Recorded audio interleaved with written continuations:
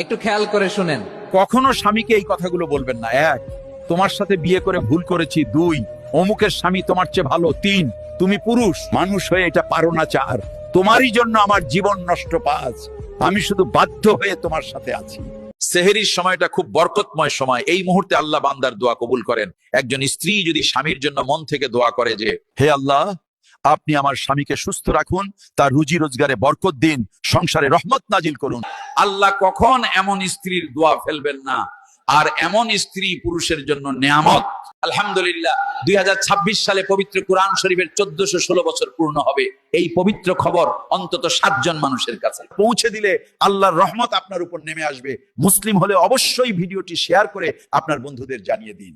রোজা রাখছেন, নামাজ পড়ছেন, সবই ঠিক আছে, কিন্তু একটু খেয়াল রাখবেন আপনি কারো মন ভাঙছেন না তো, কারো চোখের পানির কারণ হচ্ছেন না তো।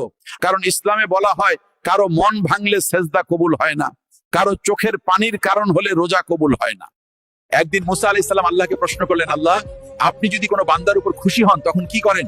আল্লাহ বললেন, আমি বৃষ্টি দিই। এরপর মুসা আলাইহিস সালাম বলেন, আপনি যদি এর থেকে বেশি খুশি হন তখন কি করেন?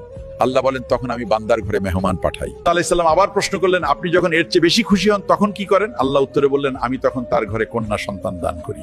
যে ব্যক্তি 5 বছর একই সিম ব্যবহার করে তার গুণাবলী শুনে রাখুন। নাম্বার 1, সে চিটার বাটপার নয়। নাম্বার 2, তার নামে কোনো খারাপ অভিযোগ নেই। নাম্বার 3, ব্যাংকে তার বড় কোনো ঋণ নেই। আপনি কত বছর ধরে একই সিম ব্যবহার করছেন কমেন্ট করে যান। বেশিরভাগ পরিবারে 2 জন গাধা থাকে। সেই 2 জন গাধা কে জানেন? সেই 2 জন গাধা হচ্ছে পরিবারের বড় ছেলে ও তার বউ। একজন টাকা ইনকামের জন্য খেটে মরে আর একজন সংসারের কাজে খেটে মরে। দিন শেষে পরিবারের কাছে তাদের কোনো মূল্য থাকে না। যে 4টি কারণে স্ত্রীকে মারা জায়েজ আছে। নাম্বার 1, স্বামী যদি স্ত্রীকে সাজতে বলে আর সে যদি না সাজে। নাম্বার 2, বিনা কারণে সহবাস করতে না চাইলে। নাম্বার 3, কারণ ছাড়া নামাজ কাজা করলে। নাম্বার 4, স্বামীর অনুমতি ব্যতীত স্ত্রী ঘর থেকে বের হলে।